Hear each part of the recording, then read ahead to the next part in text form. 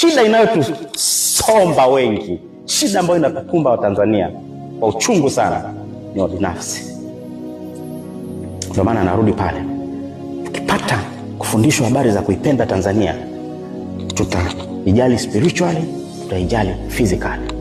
Physically, hautathubutu kukaa kimya ukiona fulani anaonewa. Hautathubutu kukaa kimya ukiona haki inapokwa.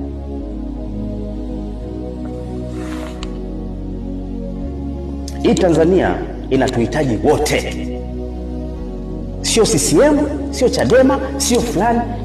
Maadamu umezaliwa Tanzania, hii Tanzania inakuhusu kwa 700% kama sio 1000. Kama utaweza kusema na fikra yako na moyo wako na Mungu wako akufundishe kuipenda Tanzania, utaelewa kitu ninachokwambia. Kwa sababu haiwezekani tunazama, tuko kipindi kibaya afu na bado hatuoni. Haiwezekani. Lazima ufahamu umefungwa.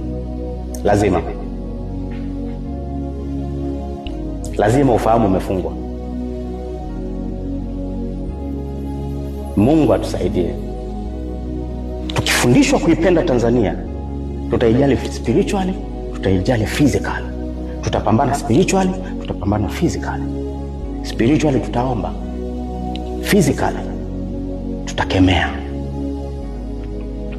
Hatutaficha ubaya.